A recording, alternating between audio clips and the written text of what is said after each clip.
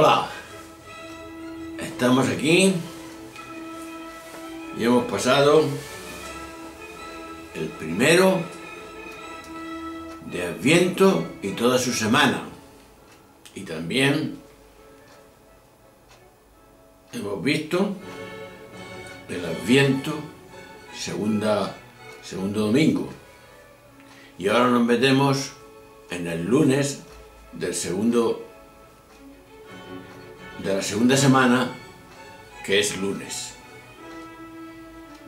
Es el 7 del 12 del 2015, del grupo C. La cita es con Lucas 5, 17, 26. Y la pregunta es: ¿soy capaz de vivir admiración ante lo más simple de la vida? Veamos el texto antes. Dice así, un poco largo. Sucedió un día, estaba Jesús enseñando y estaban sentados unos fariseos y maestros de la ley venidos de todas las aldeas de Galilea, Judea y Jerusalén. Y el poder del Señor lo impulsaba a curar.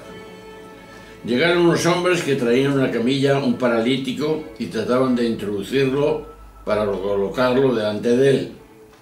No encontrando por dónde introducirlo, a causa del gentío, subieron a la azotea, separaron los losetas, lo descolgaron con la camilla hasta el centro, delante de Jesús. Él, viendo la fe que tenían, dijo: «Hombre, tus pecados están perdonados». Los letrados y los fariseos se pusieron a pensar: ¿quién es este que dice blasfemias? ¿Quién puede perdonar pecados más que Dios? Pero Jesús, leyendo sus pensamientos, le replicó: ¿qué pensáis en vuestro interior?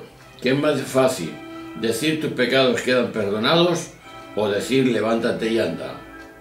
Pues porque veáis que el Hijo del Hombre tiene poder en la tierra para perdonar pecados, dijo al paralítico: a ti te lo digo, ponte en pie, toma tu camilla y vete a tu casa. Él, levantándose al punto a la vista de ellos, tomó la camilla donde estaba tendido y se marchó a su casa dando gloria a Dios. Todos quedaron asombrados y daban gloria a Dios diciendo, llenos de temor: hoy hemos visto cosas admirables. Veamos este párrafo de este evangelio, que es muy, como todos, interesante. Tenemos que tener en cuenta primero, las culturas antiguas unían estrechamente enfermedad y pecado. Por ello pensaban que podrían haber curaciones realmente si se iba acompañada del perdón completo y gratuito. El perdón de Jesús, a diferencia del que suele otorgar la religión, es gratuito e incondicional. Jesús no pide condiciones previas, como aquellas examen de conciencia que nos dijeron en el catecismo, que exige el sacramento de la confesión. Es un perdón, por tanto, que pone en pie y hace caminar. El paralítico es símbolo de toda la humanidad y de cada uno de nosotros. Cuando nosotros hemos acostumbrado a la camilla en la que permanecemos echados, entre resignados y cómodos, cuando el ego siente, o el yo siente dificultad, suele claudicar situándose en una zona de confort, mortecina, pero a la vez amortiguadora de golpes que imaginan mayores a las que cada uno teme. De aquí que la aceptación es esto de una manera terminal. Lo interesante es querer vivir, más aún. Si estoy decidido a permitir, en una actitud de apertura y desapropiación de la vida, se presente en mí a pesar de las incomodidades que pueda suponer para mí el ego, el egoísmo personalizado. Y más todavía, si me reconozco no tanto en el ego tullido, sino en la propia vida, si que soy vida, aunque en forma de un yo y un tanto paralizado, de aquí surge ¿por qué tener miedo?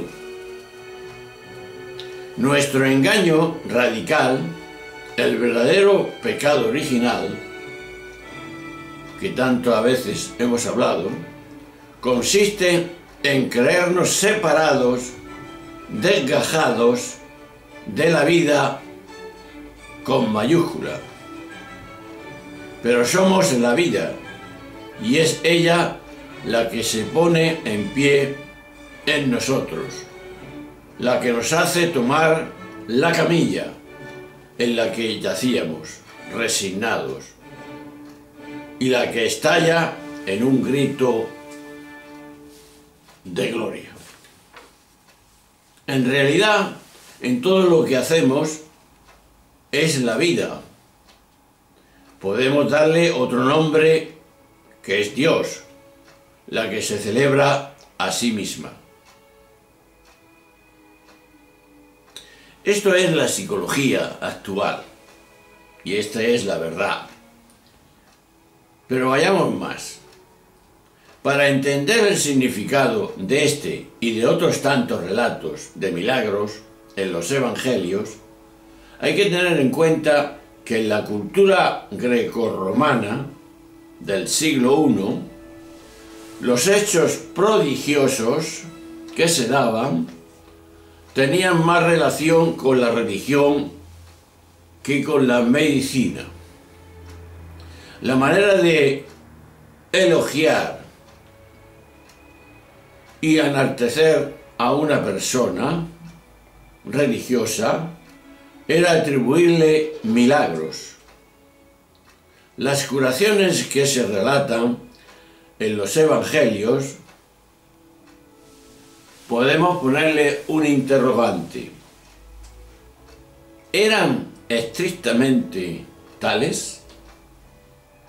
No es posible saberlo con toda seguridad. Ahí no llegamos.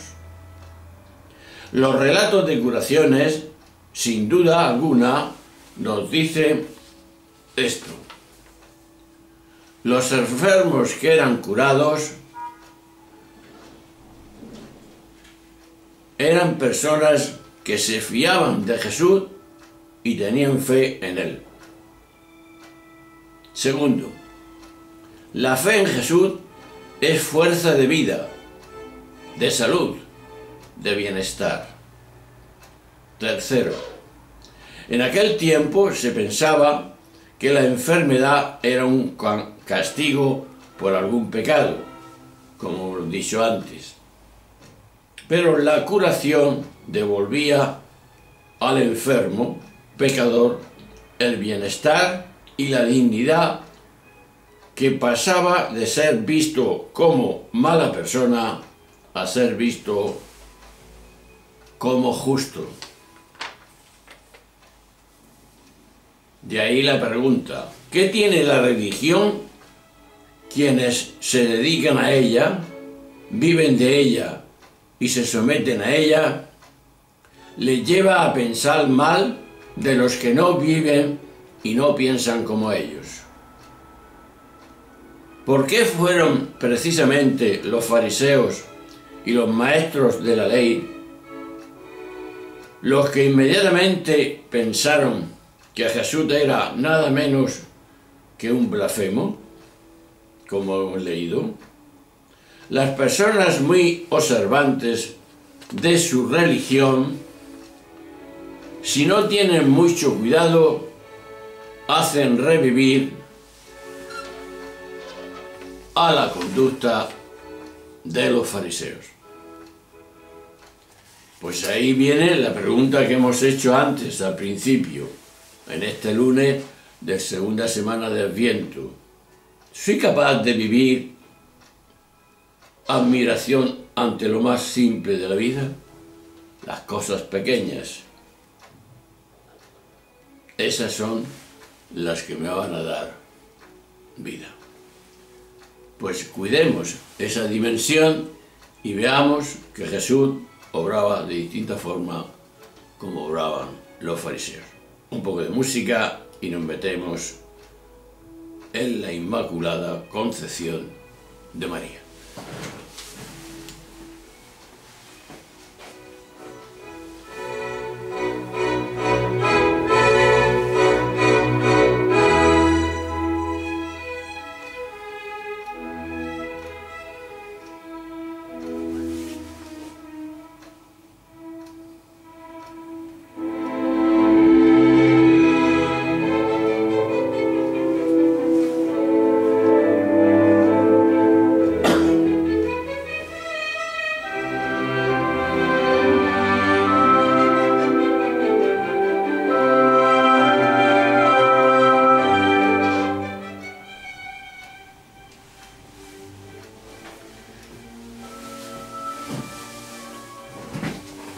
Hola hermanos, seguimos en el 8 de diciembre, que entra dentro de la segunda semana de Adviento. Es martes y es la solemnidad de la Inmaculada Concepción de María, el 8 de diciembre. Estamos en el grupo C. La cita es con Lucas 1, 26, 38. Lo leemos, un poco largo. Pero antes vamos a preguntarnos la pregunta de siempre. ¿Me ejercito en amar lo que es y permito que la vida fluya o me paro? Dice aquí el texto. El ángel Gabriel fue enviado por Dios a una ciudad de Galilea llamada de Nazaret, a una virgen desposada con un hombre llamado José, de la estirpe de David. La virgen se llamaba María. El ángel, entrando en su presencia, dijo: Alégrate, llena de gracia, el Señor está contigo, bendita tú entre las mujeres. Ella se turbó ante estas palabras y se preguntaba qué saludo era aquel. El ángel le dijo: No temas, María, porque has encontrado gracia ante Dios. Recibirás en tu vientre y darás un hijo, y le pondrás por nombre Jesús. Será grande y llamará Hijo del Altísimo. El Señor Dios le dará el trono de David su padre. Reinará sobre la casa de Jacob para siempre, y su reino no tendrá fin.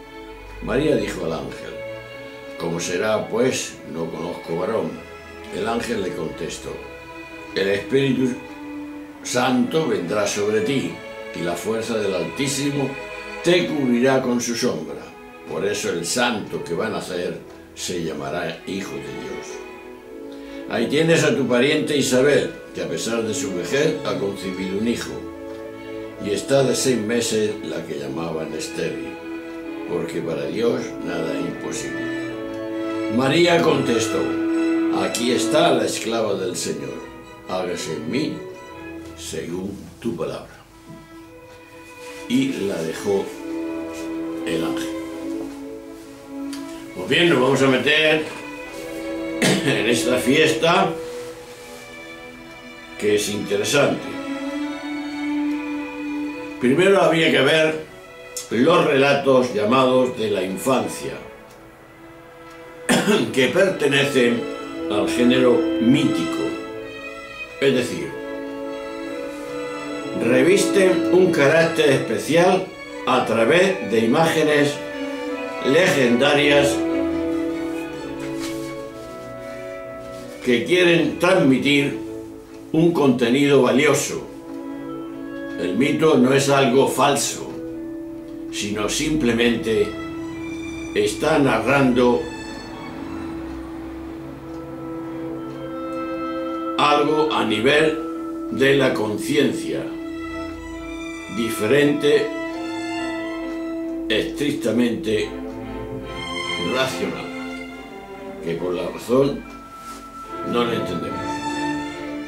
Las imágenes que el mito utiliza están patentes en el ángel, diálogo con María, la Virgen, que concibe sin intervención de varón la idea de un Dios separado e intervencionista para el que nada hay imposible. Por eso el contenido al que apunta es rico, sobre todo cuando somos capaces de leerlo desde una perspectiva no dual, no separado. La figura del ángel simboliza el nexo de unión entre lo divino y lo humano. Nuestro yo individual sería eso, lo humano, y divino, el ser único e ilimitado. Cuando reconocemos nuestra verdadera identidad, nos sentimos uno con todos y con todo. Lo que nace entonces es el Hijo de Dios. La humanidad nueva, pero ese nacimiento requiere que nuestro ego, nuestro yo, haya presentado previamente su acta de defunción, como hemos dicho en algunas ocasiones antes. Y eso lo hace cuando nos alienamos con el presente y nos rendimos completamente a la sabiduría mayor que pide a todos: hágase en mí según tu palabra. No nuestra palabra, no es nuestro saber. Por eso la oración puesta en labios de María aparecerá más tarde en la boca de Jesús durante la angustia previa a la pasión de Él. Que no se haga mi voluntad, sino la tuya, dijo Jesús. Realmente parece la única oración acertada, que sea lo que tiene que ser. Amo lo que es. Me rindo ante la sabiduría mayor que guía todo el proceso. Y entonces, en una paradoja, porque se da ella, admirable, al amar lo que es, haremos como María, como Jesús, lo que debemos de hacer. Así de sencillo, así de humilde. Vamos a detallar un poco el dogma de la Inmaculada Concepción, porque no podemos pensar como en aquel tiempo se definió. Debe ser pensado y reinterpretado porque ha transcurrido más de siglo y medio desde la definición de Pío IX el 8 del 12 del 1854. Y durante este tiempo se ha modificado algunos puntos que afectan a esta doctrina, que por eso mismo han de ser entendida de otra manera. Recientemente, la Comisión Teológica Internacional, con la aprobación expresa de la Santa Sede, ha dicho que no es necesario creer en la doctrina del limbo, por ejemplo, el lugar donde traían a los niños que mueren sin bautizar. Eso quiere decir que el pecado original no impide a los niños muertos sin bautizar ir al cielo. Por tanto, o bien, lo que ocurre es que el pecado original no impide obtener la salvación. O bien, lo que sucede es que el bautismo no es necesario para liberarnos del pecado original. Entonces nos preguntamos, ¿qué sentido entonces tiene un dogma que defiende un privilegio? En definitiva, no es un privilegio alguno. Por eso, decir que María es inmaculada es lo mismo que afirmar que ha sido el único ser humano que ha venido a este mundo no manchado, lo que supone entender el pecado como mancha. Pero hoy sabemos que eso de un ideal tomada de la magia antigua, que así inducía a la gente al reino del error y del terror. De ahí el miedo a los tabúes relacionados con la impureza, con la sociedad de la conciencia en las manos y en la sangre. En el fondo, todos estos propósitos de la teología antigua tienen como fundamento la idea según la cual el relato del Génesis, Adán y Eva, es un relato histórico, cuando en realidad hoy sabe que es un mito muy antiguo que intenta explicar el origen del mal en el mundo. Entonces nos preguntamos más, ¿qué significa esta fiesta? Que María, la Madre de Jesús, fue liberada de lo que origina el mal en el mundo, el deseo, que se relata en el Éxodo 20:17. Pero no cualquier deseo, sino el peor de todos, el de ser como Dios. Génesis 3:5. Es decir, para aclararnos, el deseo de estar por encima de todos y dominar a todos. Ahí está el origen de todas nuestras ruinas. Y así estamos en la situación que estamos.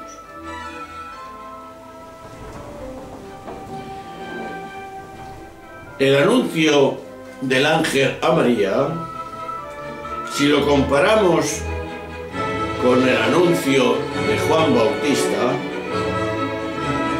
Bautista fue presentado en Jerusalén. A Jesús se presenta en Nazaret. el Bautista se presenta en el templo, Jesús en una pobre aldea de Nazaret. El Bautista es varón de Zacarías, anciano y santo. María, Jesús, una joven de 12 años, nacerá. ¿Dónde? En Nazaret, en Belén, no importa. El Bautista nacerá de Isabel y de Zacarías. ¿Pero de dónde nace Jesús? Jesús de una joven virgen. Y el Espíritu de Dios estará en el origen de su aparición en el mundo. Por tanto, no nace Jesús fruto de unos esposos. Nace como fruto del amor de Dios a toda la humanidad. Es un regalo que nos hace Dios. Ante este regalo que nos hace Dios, la Virgen estaba alegre. Alégrase. Alégrate, María, porque lo que vas a concebir viene del Espíritu Santo. Es una invitación a la alegría. Sin alegría la vida se hace más difícil y dura. Y repite, el Señor está contigo. Está hablando de la alegría interior, de que no estamos solos, de que no estamos abandonados, de que la fe en Dios nos acompaña, defiende y nos busca. No estamos solos. Está Dios siempre con nosotros. Por eso le dirá a todos, tanto a los discípulos como a María, no temas. Y es que el miedo paraliza a toda persona. El futuro, tenemos miedo. Tenemos miedo a la enfermedad, a sufrir. Tenemos miedo a la muerte. Tenemos miedo a algo grande, a no ser amados. Y es que el miedo agota la vida, la paraliza. Las fuerzas nos traicionan, impiden caminar. Entonces, ¿qué necesitamos? Pues confianza, seguridad y luz para no tropezar, para el camino. María, dice el texto, has hallado gracia ante Dios. Precisamente en tiempos difíciles como los nuestros, tenemos que hacernos esta pregunta. ¿No necesitamos despertar la confianza en Dios y la alegría de sabernos acogernos por Él? Que así lo hace.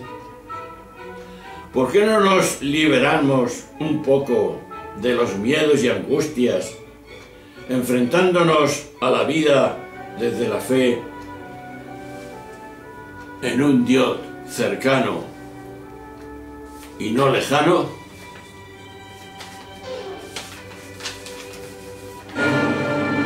Acoger a Jesús hay que acogerlo con gozo, con alegría.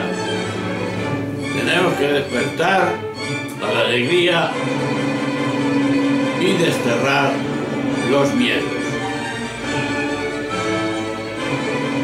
Es creer que Dios está cerca y va a transformar nuestra vida. Por eso la pregunta acerca ya a la Navidad: ¿cómo prepararnos para recibir con gozo a Jesús encarnado en la humanidad, entrañable para toda persona. Creo que si no entendemos esto, nos estamos perdiendo lo mejor de la vida, con mayúscula. Y nos quedamos en la torta y demás, en la fiesta, en la juerga, pero no en la auténtica alegría. Tenemos que constatar que satisfacción, placer y diversión no provoca un bienestar como debe ser. Dios es el único camino a la alegría plena. Lo demás son simplemente medios, pero nunca fines. Jesús nos dirá que tenemos capacidad, lo he dicho antes, de arrojar demonios, ídolos, que descansan y nos poseen el dinero, el poder, el prestigio. Por eso tenemos que tener una mirada muy distinta como la tenía Jesús y la tenía María. La alegría posible, la palabra última y primera de la gran liberación que viene Dios, no es odio, sino alegría. No condena nunca, sino da la solución. Cristo nace en la alegría de Dios y muere y resucita para traer su alegría a este mundo contradictorio y absurdo. Ante tanto sufrimiento, hermanos, que vemos, ¿cómo puede yo ser feliz? Y eso es verdad. Pues solo se puede ser alegre en comunión con los que sufren y tener solidaridad con los que lloran. Solo será uno feliz y alegre quien se esfuerza por hacer felices a los demás. Yo siempre en las bodas le digo: Antonio, la felicidad la tiene que producir con su entrega a ti, María.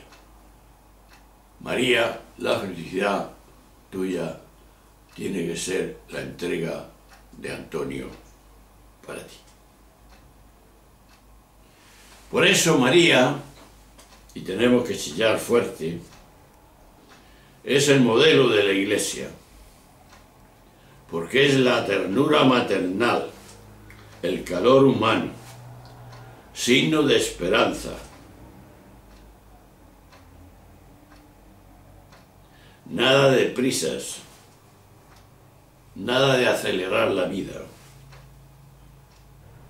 Es la hora de la mujer.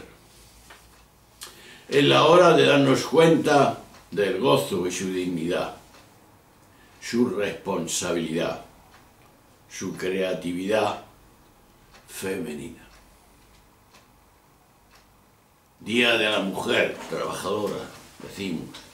Bien, hay que elevar el poder de la mujer que está postergada y que en tiempos de Jesús estaba más todavía. Por eso queremos una iglesia contemplativa, que sabe guardar y meditar en su corazón, una iglesia que cree, ora y sufre y espera la salvación de Dios, anunciando a toda la humanidad la victoria final, que es el amor a Dios y al prójimo. Pues bien, ahí tenemos toda la dimensión de la fiesta de la Inmaculada. La Inmaculada, que para nosotros es un día grande, es un día de fiesta, es un día que debemos de celebrar profundamente. Pues os dejo con un poco de música y después nos meteremos en el miércoles de la segunda semana de Adviento.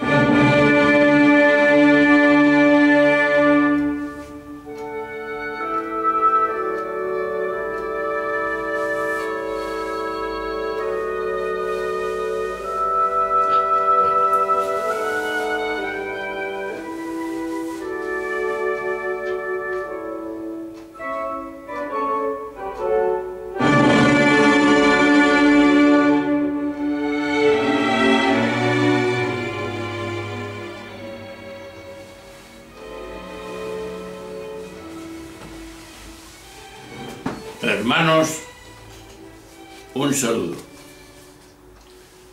Nos metemos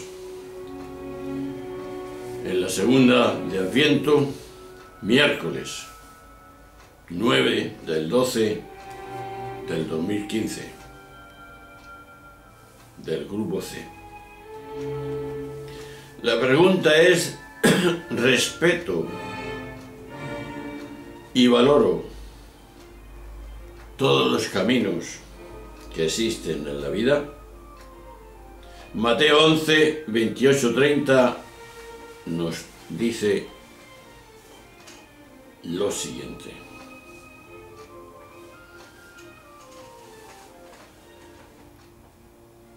En aquel tiempo tomó Jesús la palabra y dijo: venid a mí todos los que estáis cansados y agobiados, y yo os aliviaré. Cargad con mi yugo y aprended de mí, que soy manso y humilde de corazón, y encontraréis vuestro descanso, porque mi yugo es llevadero y mi carga ligera. Pues bien, entramos en este miércoles. Respeto y valoro todos los caminos. ¿Cuál fue? Es la primera pregunta que vamos a hacernos. La compasión. ¿Cómo entendía Jesús? ¿Cómo se traduce aquí el cuidado y la ternura? El yugo era forma de referirse a las enseñanzas propias de cada rabino en la interpretación que con bastante libertad hacían de la Torá o la ley mosaica. Pues bien, hablando de enseñanza, de doctrinas y de leyes, Jesús presenta su mensaje como llevadero y ligero. Y es la única vez que en el Evangelio en que Jesús dice: aprended de mí.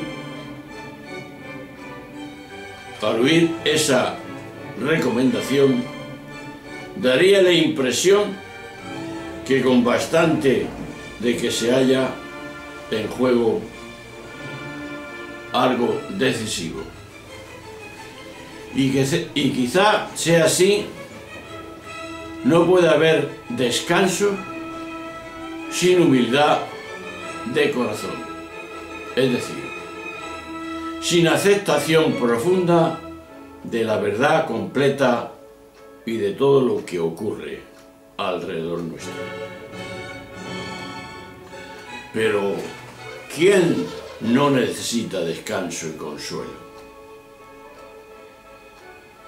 Me viene a la memoria el modo como alguien hablaba de los seres humanos. Decía: somos personistas, cada una o cada uno con su penita. Al comprenderlo de este modo, empezamos a abrirnos a la compasión hacia nosotros mismos y hacia los demás. Junto con la compasión, necesitamos desarrollar la capacidad de aceptación. En realidad, lo único que nos quita el descanso es creernos las historias que nos cuentan nuestra mente y resistir a lo que es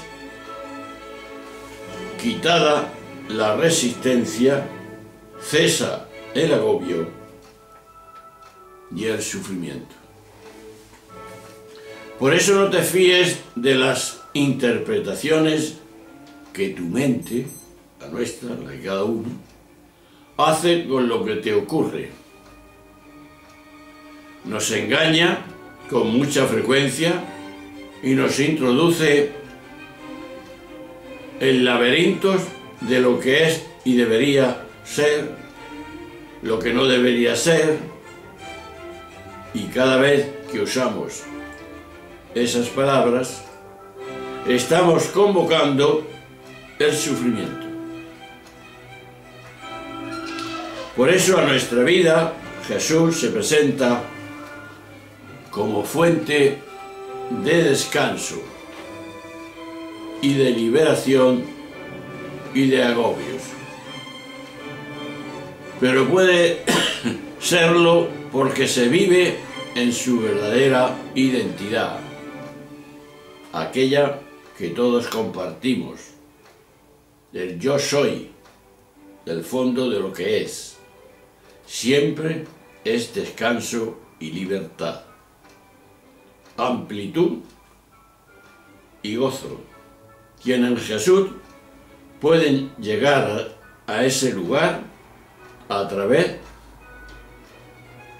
del quien no tiene esa creencia, puede tener también ese mismo lugar a través de otro mapa. Esta es la grandeza y la belleza de lo real.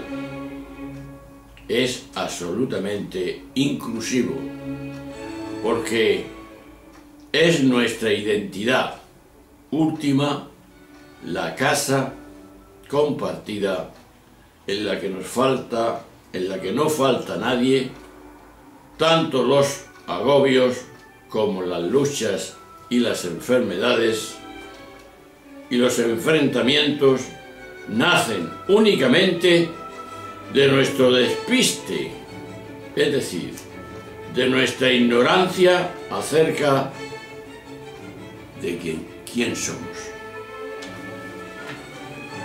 Todos los caminos nos recuerdan la sabiduría que hace agitar ese camino. No importa el camino que el hombre recorra, siempre le llevará hasta mí, hacia Dios. Y los versos de León Felipe nos dicen, para nuestra meditación: nadie fue ayer, ni va hoy, ni era mañana, hacia Dios. Por este camino, por este mismo camino que yo voy, para cada hombre guarda un rayo nuevo de luz el sol, un camino virgen, Dios. Pero dejemos un poco la psicología y entremos en el meollo de la realidad humana. Jesús se dirige a todos los hombres, no solo a los discípulos. Habla igual a buenos y a malos. Jesús no piensa aquí en el tema de la conducta, sino en el tema del sufrimiento. Ojo, no le importaban los que pecan, sino los que sufren, los que van por la vida cansados y agobiados. En la versión de los 70, esta expresión se relaciona con personas molidas, magulladas, fatigadas, como consecuencia de una vida insoportable. A esas personas es a la que Jesús quiere tener cerca, los que llevan en su corazón la palabra yugo, y se utiliza en la Biblia la mayor parte de las veces para aludir a la dominación ejercida por los gobernantes o por los emperadores poderosos, cosa bien probada en los documentos antiguos, y a la que extrañamente no se suele aludir. La Biblia pide el sometimiento a los poderes políticos, sea sustituido por el sometimiento a la Torá o la ley, decían los israelitas. Lo que supone sustituir un sometimiento, el político, por otro, el religioso, porque estaba identificado lo político con lo religioso. No había concepto de como tenemos nosotros ahora. Pero Jesús no quiere ni uno ni otro. Cuando Jesús dice, tomad mi yugo, añade enseguida, aprended de mí. El yugo de Jesús es la vida hecha suavidad y humildad de corazón. Es sujetar la propia vida a la bondad incesante.